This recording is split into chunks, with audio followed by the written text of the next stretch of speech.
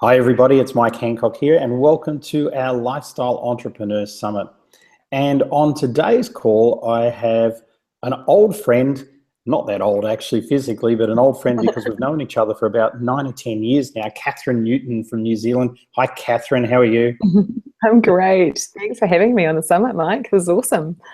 Yeah, it is fun, isn't it? I remember actually being on your radio show probably 5, 6 years ago now. So if you go back to that show, that'll probably give you some perspective on how long we've known each other. Now, when I met Catherine, she was doing something entirely different than she is doing now, and she was really looking to transition. So maybe let's kick off with you a bit about your journey. Tell us what you were doing and what you really wanted to do.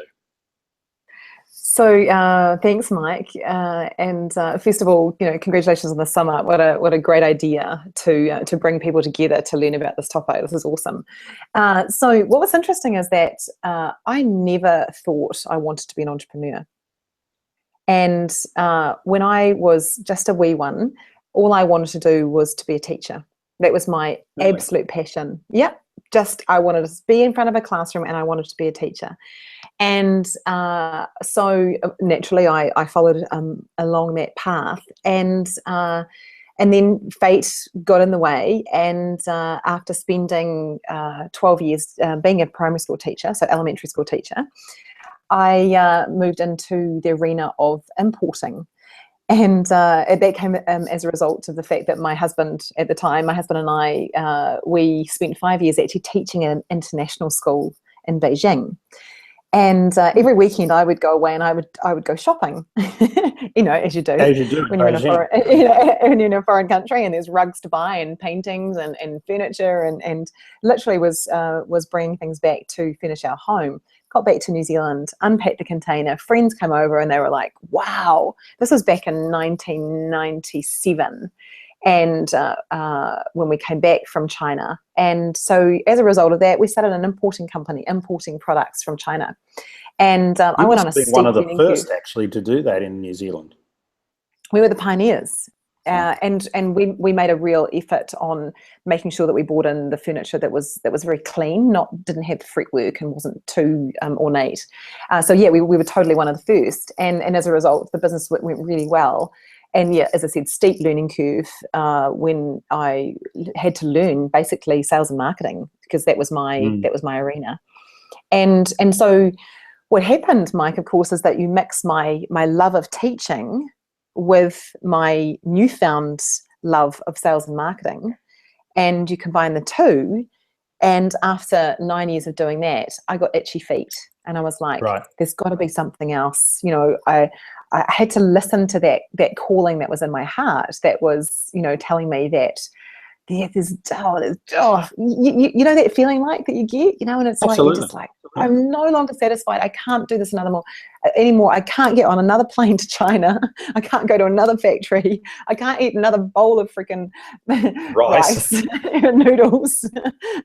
Be stuck in a factory that's 38 degrees on a good day, and appreciate what I'm doing anymore. I was just really flatlined. And as a result of that, Mike, I literally threw the baby out with the bathwater, and my 20-year marriage ended, and I stepped down into the world of being on my own, and with two beautiful children in tow, who at the time were 8 and 11 and now 18 and 21. So we're talking 10 years now. Yeah. My babies are not babies anymore. In fact, my son's in the other room studying for his final year exams at the moment. It's just it's amazing. So they became my focus, and I began to ask myself the question, well, what can I do that I can build a business around my passions, my calling, my purpose, and at the same time be able to be present and be a mum for my children. So that's really where it all started from, Mike. It's a great story, and I think already we've got listeners on the call who are going to be thinking, well, that's absolutely me, but I'm stuck. I feel stuck. My life's going past, my children are getting older, I'm not doing what I want to do. We've got bills, mortgages, all of that sort of thing going on. You must have had that, but you still took the bit between your teeth, which is something I really respect you for, because very few people will do this. And, you know, if you're listening to this call, well, Catherine's going to tell you about the process that she went through and the why she actually made the decision to do this. Because looking back at that now, 10 years later, I guess, you're in an entirely different space. So maybe share about the process and what friends and family said, and you know, the first year or so of that journey. So, gosh, it's really interesting actually, Mike, going back there. I'm finding myself just emotionally at the moment, just going into that space and really feeling into, you know, what the listeners are going through right now, because I was there and I was deeply unsettled and I didn't know why. And I didn't know how I was going to do anything about it. I didn't know, you know, when I should do anything about it. But I think my first lesson along the journey, Mike, was trust. So I just felt this really strong need to trust that even though the little girl in me was stamping her feet going, this is not enough, I want more out of life, there was another strong influence in me intuitively that was just telling me, trust, just be in the space of trusting, it's all going to work out okay. And so I would go to bed at night and I would ask myself, I would tell myself, I would, you know, literally pray, almost that down on your knees moment, and I would say, God, you know, tell me, what is it you would have me do, what is it you would have me be, and what is it you would have me say, and to whom.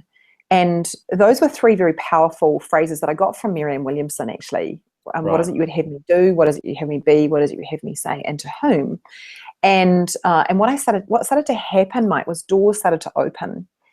And I remember listening to, I've always been a really big one on education, on the principle of always be learning, Mike, which I know you very much associate with as well. And I think that's one of the reasons why I've had a coach myself for 12 years, for that very reason. But I was listening to Sona Choquette, and she is a beautiful spiritual intuitive, and has written many books. And this particular one I was listening to, I think it's called Ask Your Guides. And in it, she said to go home and to look in the mirror, because I was out walking, go home and look in the mirror and ask yourself, if I were afraid of nothing, what would I do? Great question. 3 minutes. Yeah, isn't that a great question, Mike? For 3 whole minutes. And because, you know, 3 minutes can actually seem like an eternity when you're asking yourself this question. But by the end of the 3 minutes, Mike, I literally had tears streaming down my face because I knew what I needed to do. And it ripped my heart out in many ways. But on the other hand, it excited me and delighted me and filled me up with this newfound, what was it? Like I felt the fire burning inside of me again. And as I knew I had to leave. Yep. I knew I had to step away from that life, and I knew I had to embark upon something different because I wasn't being who I was here to be. Wow. It's a beautiful story, and I wonder how many people have got that message and ignored it. I mean, if my partner Landy Jack was sitting here right now, she would tell you it's a number of years ago now. She was working as a consultant, had her own business, very successful, a choice of clients, you know, everything from the biggest airlines in the world to banks, real estate companies, etc.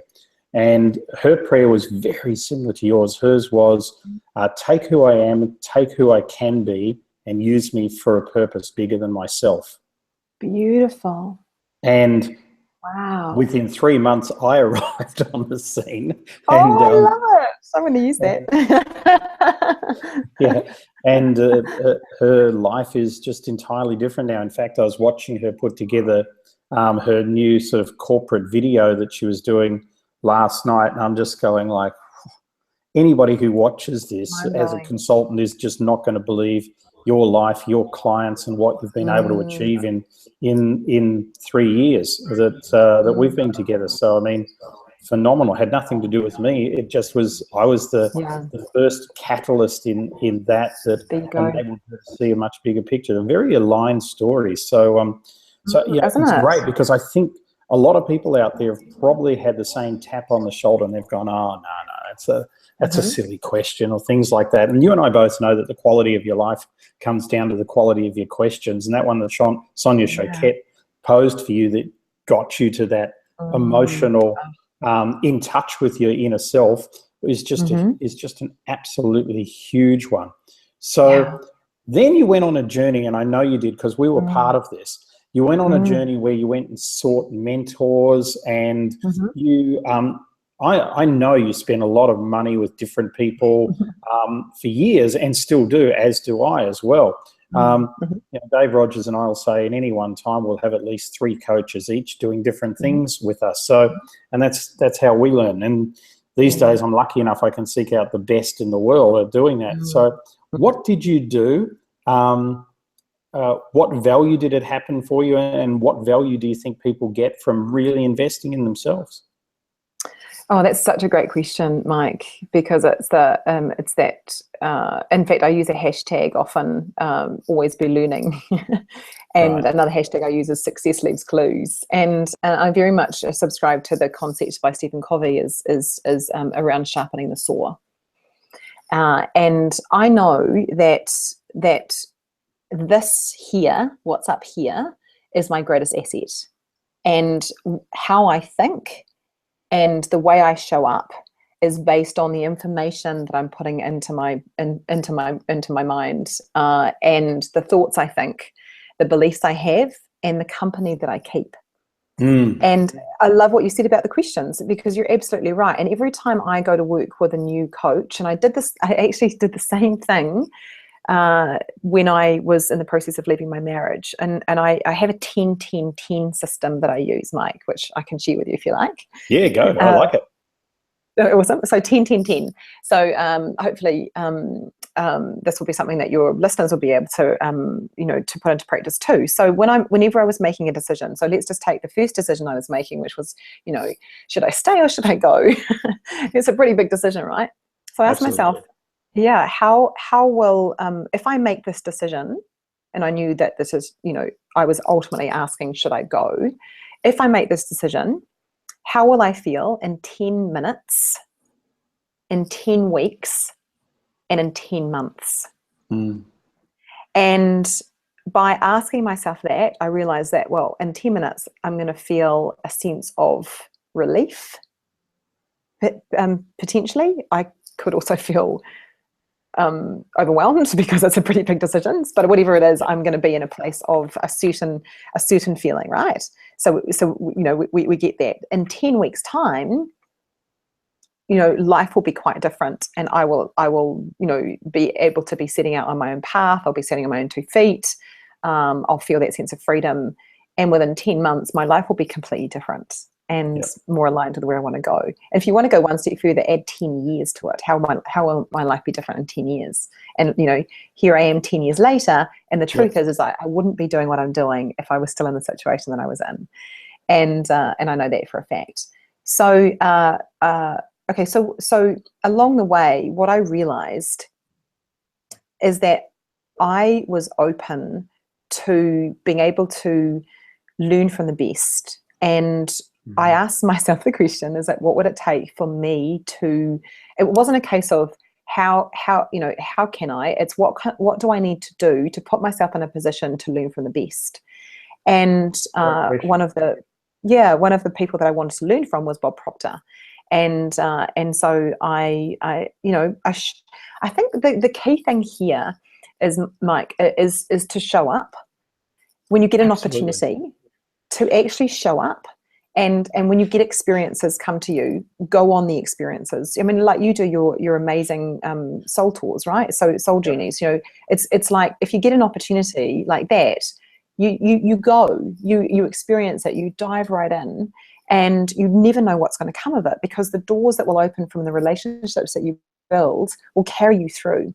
And now I'm in the stage now where I've been in business now for 9 years, and I'm getting watching me for 7 or 8 years coming to me and saying, oh, I've been watching you, and I like what you do. and I'm ready to work with you now. So it's that Yeah. reminder that sometimes we have to do the long haul to be in business. So I very much have the mantra that I'm open to opportunities and experiences that will help me to grow and learn. And within that, I can be more of service. I can show up more fully for what I'm here to do, to be, and to have. And I just absolutely love the ability to be able to spend money on myself, because ultimately I know that what I'm doing is I'm investing in my future. I'm investing in my clients as well. I've traveled the world, much like you, Mike. I've traveled the world in search of a great mentor. I've attended events. I've gone to conferences. I've shown up, and as a result, my business is thriving, and I've got people and connections all over the world now, and it's something that I know that you can't fault the ability to be able to learn from the best and to apply what they teach you, and to get out there and make an example of yourself, so that you can show others that it's possible. And I think that's probably one of the things that I really want to make a point of. So, I could go into the poor me story, right? I could go into the, I didn't have a father, he left when I was 6 weeks old. My mother raised 4 children by herself. I was the most mature, not necessarily the oldest, but I basically raised everybody, so I was being a mother from the age of 10 years old. I had a lot of responsibility. My mother remarried, then she divorced, and he was the father of my life, and he left as well, and created all of this story behind the lack. Mum had to work 3 jobs. That's why I had to take care of the kids.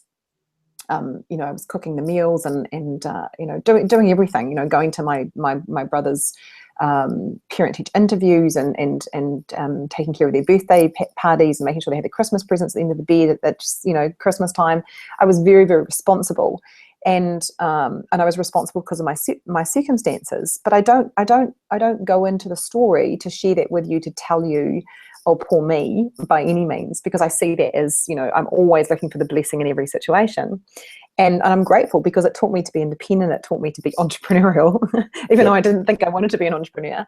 But what I'm sharing is that I come from a very humble background, and so it's not like I was born with a silver spoon in my mouth to get to where I am. This is something that I've worked for, and I've held really strong on my principles. So my principles, which involve a high code of integrity, and that's got me to where I am, Mike. Building the relationships, having the connections, investing in myself, and being open to opportunities and experiences that are going to expand my horizons. And, at every step of the way, Mike, as you would know, that running a business is fraught with challenges. And so doing my best in every moment to learn from them and be one step ahead of solving the problem, of being in the moment, being present, but at the same time being deeply grateful for the experience that I get from running my own business, being able to be, location independent, which I know is something that you love doing too, right? Absolutely. Well, that's so many great things there, Catherine. You triggered so many things for me. The first one that you triggered when you said integrity, right? And I know a lot of people talk about it. I don't talk about integrity a lot because I feel that I don't need to talk about it. You just be it. But here's a great example, folks, of not integrity.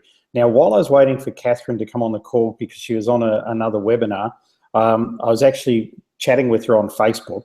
And while I was on Facebook, I was having a look at my Facebook feed. And this morning on my Facebook feed, there was a sponsored ad from somebody I'd never heard of before. And it had a picture of Richard Branson on there with a cut on his cheek and a bloody nose saying, Richard Branson captured by terrorists and tortured in South Africa. So I thought, this will be BS, right? Absolute BS. And so instead of clicking on it, what I did is I clicked on the comments, 475 comments. Catherine, I can't, my humility would stop me telling you what some of those comments said, that like, you guys need to take a good look at yourselves. You guys are effing assholes. How how dare you put this stuff on here? I hope your business fails, etc. They had 475 people tell them that they were a bunch of non-integrous jerks. Because, of course, it was not true. He fell off his mountain bike and they used a picture of that and made it sensationalist to draw attraction to their business.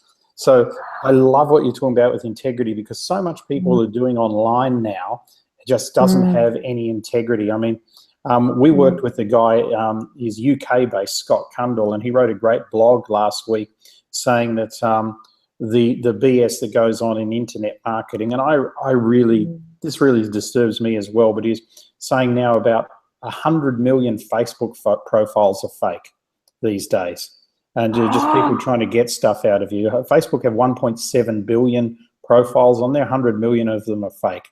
And it does, unfortunately, it doesn't surprise me. I probably get one a week fake sort of profile trying to connect with me. Second thing you said that triggered for me was your show up. We used to have a saying, show up, step up, give back. And it's a great saying. But our youngest client still, he's been a client of ours for 3 or 4 years now, Eric Lassard. He just turned 13. He's the world's youngest entrepreneur, international speaker, best-selling author, etc. He's from Dublin, Ireland. He became a client of ours at age 9, at our top level of client. You would think his mother made the decision. No, he made the decision. His mother got told to pay for it. And nicely done. well, Eric's the #1 income earner in the family, and they live in Las Vegas these days. And Eric, the whole time, I mean, he just won an award from Silicon Valley as an entrepreneur. As I said, just turned 13, literally 2 weeks ago. And Eric's a fantastic guy. We love Eric. We've done events with him and all sorts of things. But he has one thing he's always said: just show up. And everything he's got in his life is because he's just showed up. He's been on everything from doing deals with the mayor of Dublin to some of the best speakers in America, and with us, of course, and so on and so forth. So this show up thing is a big one. And so many people, that's the one thing they don't do. They don't show up and they use excuses. So you started carving out this journey as an entrepreneur and started building your own brand and your own reputation. And how long do you think it was before you started to feel comfortable in that and started to get what you would call, you realized everything had changed and you now had a new life? Yeah, and traction. When I started to get traction. Yep. So it was interesting because we know someone in common from national speakers in New Zealand back in the day when I was attending it, Nahi Bidwa. Yep, good friend. And Nahi is a beautiful, amazing man, just incredible. And I remember going up to him at national speakers and saying to him, how long would you say that it took you to really crack into the market, to really feel like you had connections, credibility, and visibility? And those are three of the biggest principles that I teach my clients now: connections, credibility, and visibility. You have those three, and that becomes a tipping point in your business where things just start to fall into place, and you have people, contacting you and wanting to work with you. And he said somewhere between 4 and 5 years. Yep. And I thought to myself, 4 or 5 years? Bugger that. I want to do it faster than that. And the truth is that 18 months later, I was viable in my business. I was profitable, and I had a steady stream of events and clients. But I really felt like it really was actually the 4 or 5 year mark, probably 4 year mark, when I was being noticed. I was being asked to come on summits or speak at events. I was a bit of a pioneer actually back in the day, Mike, as a female in my industry. Yep. And as a coach, as a mentor, as a facilitator, as a trainer, and especially around what I teach, which with what I teach, I very much work with awakening women, really, women who are evolved, and I love teaching them how to make phenomenally good money doing what they absolutely love. And so I knew that I was a bit of a pioneer around that, and people were noticing. So yeah, probably somewhere around the 4-year mark, Mike. But I was a little impatient, you know. So Why not? I was on a mission. Absolutely. Let's. I want to talk about Nahi just for a minute, and then come back to what you do, because it only took Nahi that long, I think, because I remember I first met him in 2006, and he came to a speaker training event, and I was the presenter. And I never met him before, and I had this amazing spiritual experience, well, we both did, where at one point I got the room to stand up, and they were doing an exercise, and I was looking around the room, and I literally saw all his ancestors come around him like that. It was crazy. And Wow. so I said to him, I said, Nahi, how confident are you of being, you know, becoming a speaker and making it happen for you? And he said, I think I'm going to give up. And I said, why? He said, it's not working for me. And I said to him, well, I don't think you should. And he said, why not? And I said, well, because I don't know how spiritual you are. I said, but I can see your ancestors, and they're all around you, and they're telling you to go forward. They're telling you to go forward. And he burst out crying. Actually, we both did, to be fair. Oh, and I said, look, I think New Zealand's too small for you. I don't think they'll appreciate you here, right? And I think, but America will. He said, well, how do I get to America? And I said, well, how about I take you? So what we did a deal, which was after this, we did a deal for him to come to America, and another speaker, John Shackleton, and I were going to pay for it on the basis that, you know, he'd pay us back. But the reason why I'm sharing this story is because it's a story that's so impactful for everybody listening. And Nahi went home and talked to his wife, and he rang me up and he said, look, we don't believe that you and John should pay for it, and I want to thank you so much. He said, but if it's okay with you, I'd love to come on a tour to America with you, and I'm going to remortgage my house. So I'm going to take funds out of my house and come with you. Wow. And so we said, yep. And so anyway, he came to America with me, and he met some people there, and, you know, I wouldn't say it was the best trip for him. We had a hell of a lot of fun, and we did some amazing things, and he definitely met a lot of people. But that one trip triggered the fact that through a couple of people that he met through me, got him on some international stages. He ended up speaking for Google in New York and going to London, and then he won New Zealand Speaker of the Year, et cetera, et cetera. And I don't think he won it. I'm certainly not suggesting he won it because of anything I did. I'm suggesting he won it because he got the opportunity. He got that tap on the shoulder just like you did. It came in a different way, and he said, I'm going to do this. And these days, he's a highly successful business person. He's the elder of his tribe. He is, I think, at least once New Zealand Speaker of the Year, and he's, you know, he's wanted all over the world for what he does. And it's just, it's that showing up. He showed up, but it's prepared to be vulnerable. It's asking the right questions, and that's the same journey that you've had, and I guess I've had as to an extent as well. So let's pick up working with women, and you really talk about working with empowered women and getting them to make really good money through doing stuff that they love. And I know, and you know, when I see you running different workshops in different places around the world as well, and if you go to your website, you know, it's definitely a large focus on women.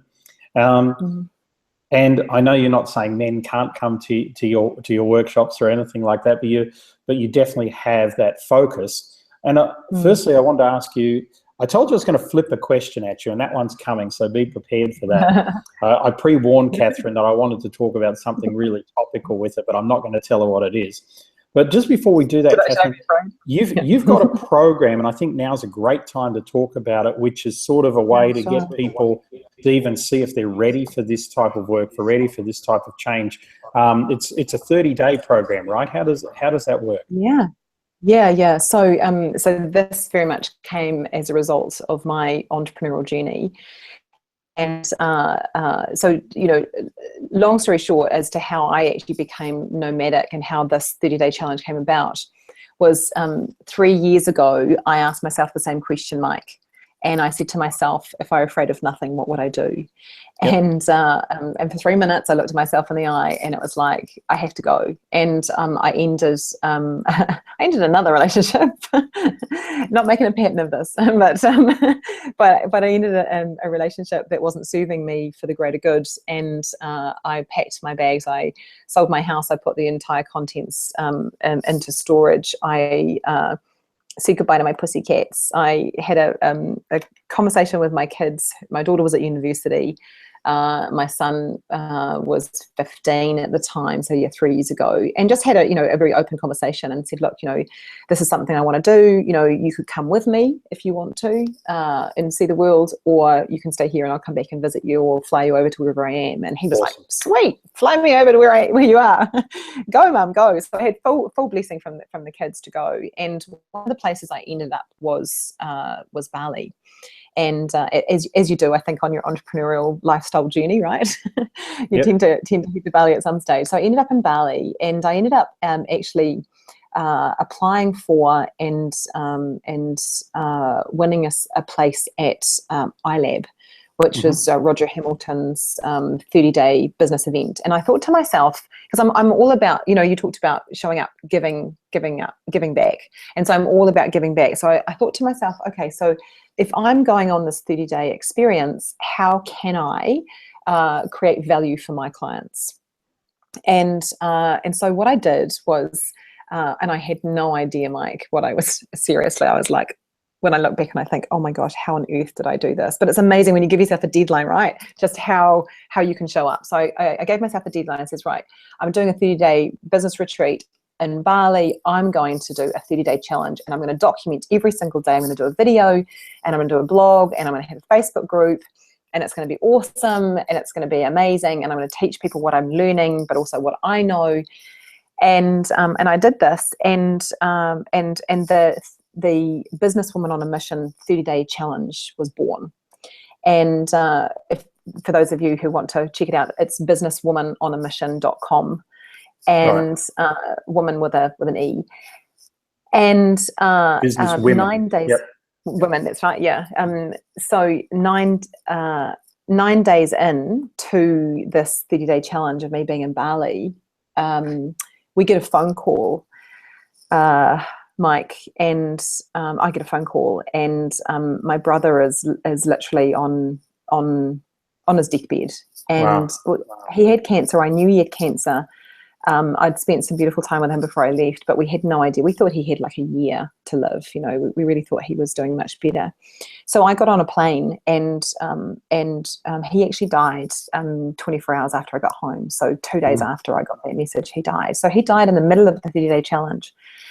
And what was amazing at that time was I learned a lot, Mike, and I learned that you can't do things on your own. Because my team, because I trained a number of coaches, and they stepped up, and they were absolutely amazing, and they took over for 9 days while I dealt with the funeral and the all of the any of you have had people loved ones pass away.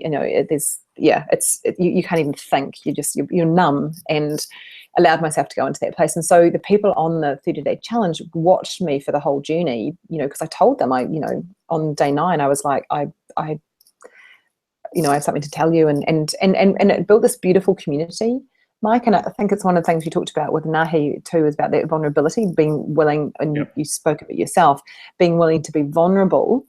It was in my vulnerability, really, that this 30-day challenge really grew wings. And so it's quite an amazing story. But what I did was this year I actually redid the 30-day challenge, Mike, because I learned a lot, and there were 9 days of my coaches delivering material, whereas I'd gone on my own journey, and I wanted to really up-level it. And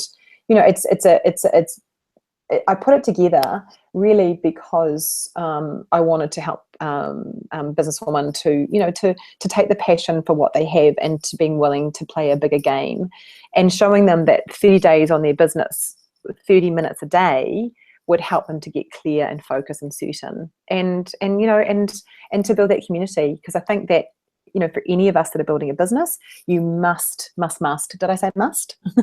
You must build a tribe. You must build a community. And that's what this has done. And, I've got an incredible community of people that have just been amazing. And, businesses have been started, existing ones have been transformed, and it's just been beautiful. But really, it's that whole sense of community that I'm really, really loving about it, Mike. And you told me before that you actually want to give this whole thing away, right?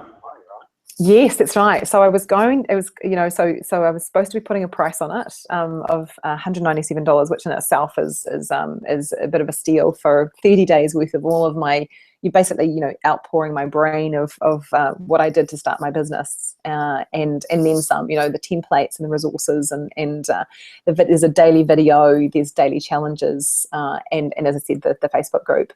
But I've made the decision to give back, Mike, and so your people can access it for free. Just awesome. Jump on in, and all I ask is that and I think this is the key thing with anything in life, right, Mike, is that you show up. You do the work and you show up, because in the process of doing the work, that's where you climb the next mountain. You face that terror barrier, and you climb that obstacle and that hurdle, and you can make amazing progress. Absolutely. Just give us that website again, Catherine. Certainly. It's businesswomanonamission.com. Businesswomenonamission.com. We'll put up the link there, folks, and go in and do the 30-day challenge. And, this 30 days changes you and creates a new habit. So, I mean, this is going to be fantastic for people. And thank you so much for giving that away. That's really awesome. Okay, now for my little question. So, here it is. Recently, we had in the USA, we had a change of government, really, and a change of president. And one of the people running for president was a woman, Hillary Clinton. And really, it was a shock situation that Donald Trump won the presidency. And rightly or wrongly, love him or hate him, my view is that he proved he's one of the greatest entrepreneurs in the world, because he got somewhere that very few people could get. And after all those people being fired off The Apprentice, he won The Apprentice himself. He proved that he could. So I say fair play to him, regardless of, whether you like him or not. But one of the things that occurred to me, and Lundy and I were talking about this, is that Hillary's pro stance on women and women's empowerment and everything like that actually played against her.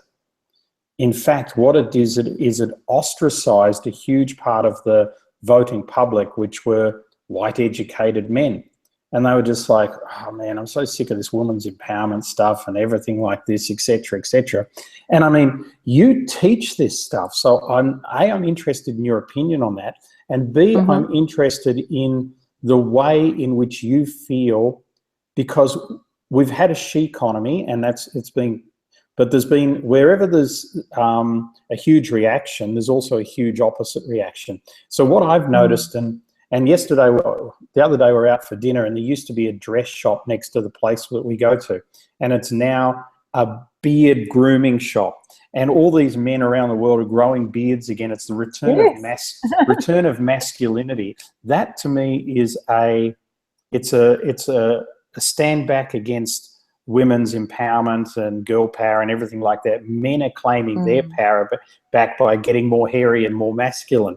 So I'm really interested in throwing this one open, because I think because of the market you work in, you'll have some really good insights and also some really good advice for the ladies listening and the men, but more so the ladies listening, is how to embrace this she economy, and without ostracizing men in the process, because I know you welcome them into all of your work, and they'll benefit greatly from being part of it.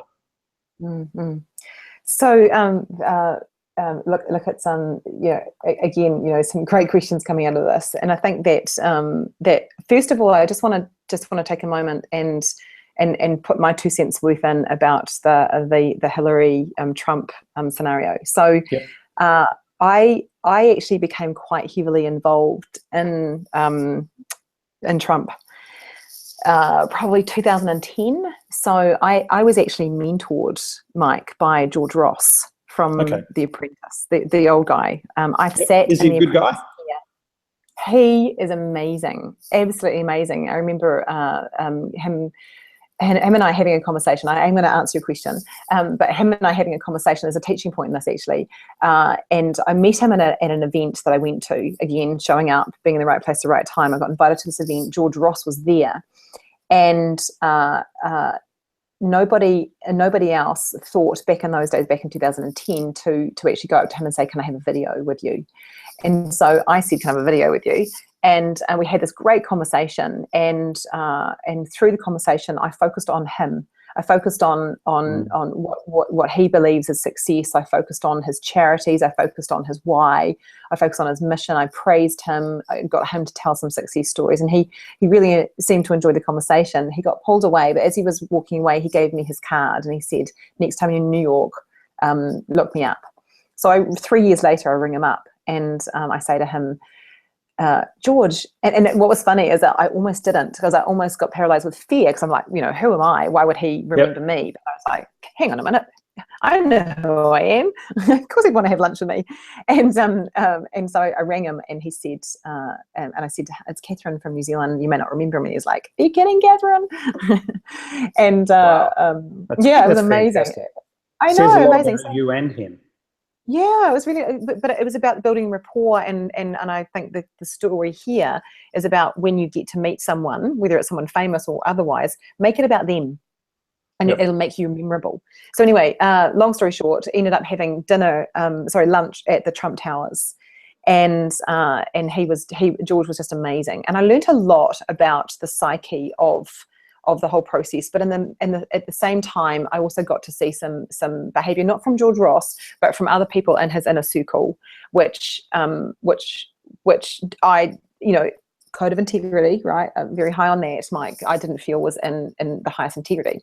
So when the campaign started, I was like, Hillary all the way, Hillary, Yep. hashtag I'm with her, standing by, the whole entrepreneurial lifestyle community that I know in the States, we're all with her.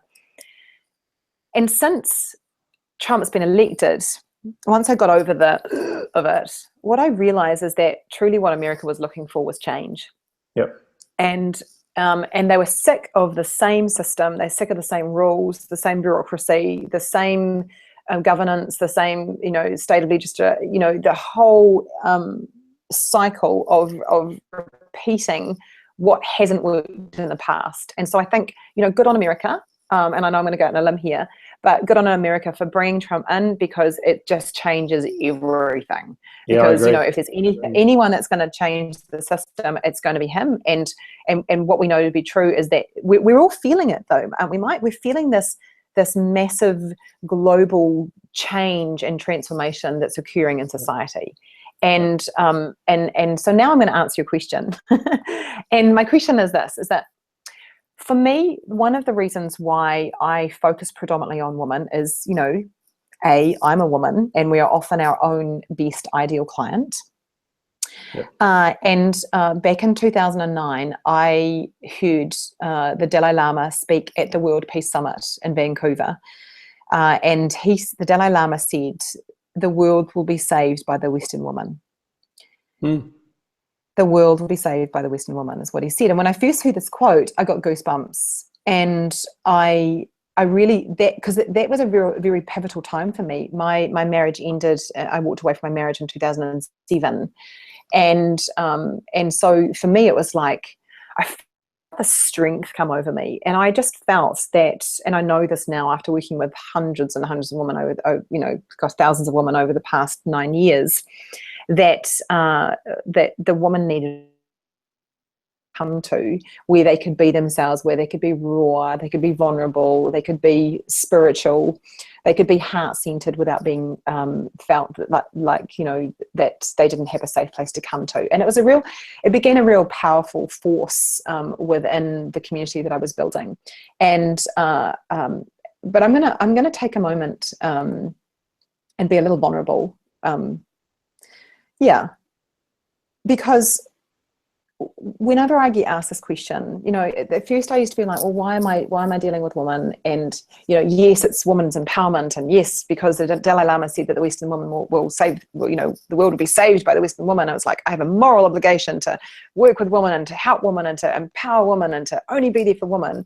But it's kind of cute, really. It's the guys still come, and they're so spiritual and they're such beautiful souls. And every now and again, I get a non-spiritual man turn up, and it's just complete mismatch right from the get-go. So, definitely, it's spirit-rich people I work with. But I'll tell you the real reason why I started working with women. And, maybe some of the listeners might be able to relate to this.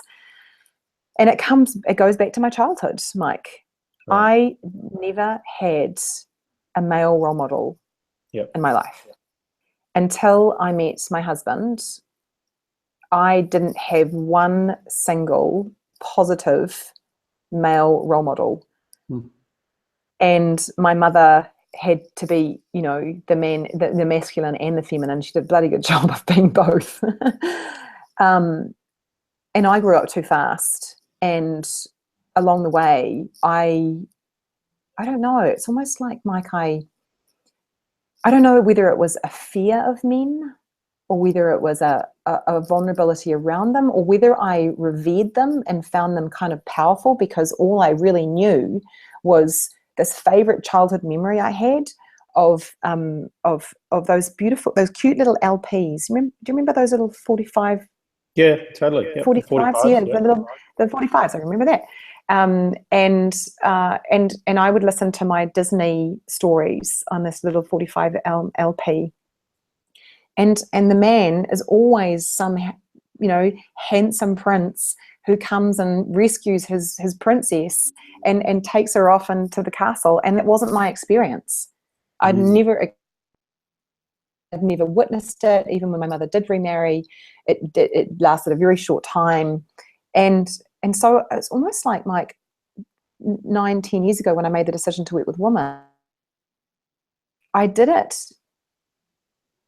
probably, if I'm really honest with myself, out of a fear of how will I be around men? How will I know? Yeah, how will I know how to coach men, or how to work with men? And it just became a thing, Mike. And I thought it was because of the Western woman will save the world, but now I'm getting people come to me and saying, when are you going to start coaching couples? And when can couples come to your Inspire Ignite, which is my big 3-day event I do around the world? And can I bring my husband to your planning day? And I have to catch myself even still going, okay, here, what's my decision based on? Yeah, so that's my truth, Mike. That's my truth. It's beautiful, and I think it's a great thing to share with people, because I too never had a male role model growing up. My father was a wife-beating drunk, and he was left when I was 6. So I never had a relationship. I never had brothers or anything like that. And so I've always, in my adulthood, I've always had very, very strong female friends, and probably to a lesser extent male friends. But interesting, over the last few years that's changed, and I now find I'm quite a strong role model for men. And that was pointed out to me. I didn't even notice it, but people started pointing it out, and they were pointing out the who's, and I'm going, really? And I sort of hadn't noticed that. So there was a change there. I think I love what your whole take on the Trump-Hillary thing. I was the sort of same. I was so pro-Hillary at first a couple of years ago, but she just totally decimated my belief in her during the campaign. But that aside, I too agreed. I met the Dalai Lama in 2010 or 11, I think, and fantastic man. And very happy. He made me coffee, in fact, so that was good. But that's another story. What is that saying about, when enlightened, before enlightenment, chop wood, gather water after enlightenment. The same. And he made you a coffee. I love it. Exactly. But I too have always believed that the world needs many more women leaders. And I think the balance of the divine feminine is what this world needs to heal it. What I don't think the world needs is masculine women leaders. Agreed. Agreed. Oh my gosh. And I'm not Oh saying my you gosh. can't be. I'm not saying you can't be strong, but please retain some Totally. degree of femininity while doing it. That's right. Yeah, yeah. It comes back to the whole essence of Mother Earth. You know, Yeah, just bringing in the spirit of Mother Earth, and you know, and like you say, you know, it's this that the divine feminine entrepreneur that, you know, is someone that she needs to be fostered, she needs to be brought up, and I guess, you know, some of the, you know, other reasons why I wanted to do this was because I'd been in a marriage for or in a relationship for 20 years, and I'd lost myself, Mike. yep, I'd lost who I was. I was such the epitome of the perfect wife, in the fact that I was home with the kids and I would cook the meals. And yes, we had this importing business, and yes, I was a teacher before that. But primarily, my job was to be there for the children, and I fitted into that role really, really beautifully. And so I kind of lost myself along the way. And I looked around me and I found all of these women in the same situation, Mike. And so these women were naturally drawn to me. Well, how did you get out of your marriage? So it kind of started from there, you know, started yep. life coaching after I did my training.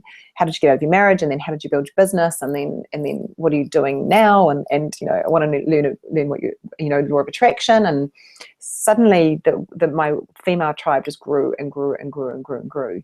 And I realized that the woman needed support, and it's only because that's the corner I was playing in. That was the corner of the sandpit that was mine. It was like this is my corner of the sandpit. I'm quite happy over here, and it became safe for me because in doing so, I didn't have to deal with that masculine energy, and something that I've had to learn. In fact, this is the year, as we stand here now at the end of 2016. This is the year of completion. And one of my areas of completion, Mike, that I have really stepped into is no more people pleasing. Good. I was like the best people pleaser in the world. I would people please people all over town, and it's meant I've had to have some hard conversations. But one of the ways that I did that is, and this is kind of has helped me also to overcome my challenge that I've had around working with men and choosing the woman aspect, is that when I would look at how I was people pleasing, I would lift my vibration around it. So Mike, instead of going, oh, you know, it's so terrible, oh my God, you know, I can't believe I've done that again, I'm such a people pleaser, I would be in the vibration of light instead and go, you know, that people pleasing thing, I've got that nailed. I can do that so well. In fact, I can do that so well that I don't need to do that anymore. People pleasing in me, we're done. I've nailed that. I've ticked that box. And what that did was started to bring humor into it. And then it suddenly, because I brought the humor and the joy and the lightness into it, and you know, part of that was you know, these mantras that I have around, you know, calling upon the unconditional light, love, and power of you know, for my higher self. And I started to see things differently, Mike. And I realized that I was people pleasing, and so I owned it. I embraced it. I laughed at it. I was like, I got that nailed. And then I was like, right, okay, what do I need to do about it? And I started saying no to people. And it's been really empowering, Mike. Very good, Catherine. A great way to sort of finish up too, because it's not what you say yes to that makes you successful. It's what you say no to. And people pleasing is something that I see in so many people. I do it. So I'm so glad that you've addressed that as there. I want to thank you for being on the call today. And let's just remind people one more time of the website, which is businesswomanonamission.com. businesswomenonamission.com. The link should be up there now. Catherine, what you're doing is awesome, and it's really helping the world. And folks, and you know, not only for women, but if you definitely are a woman who's looking to be more empowered and to start something and to make money out of it, Catherine is a great person. You've got to meet her now, and she's absolutely committed to your success. So go and check out the site and get on board with something that she does. Catherine, thanks very much. Thanks so much, Mike. Bye, everyone.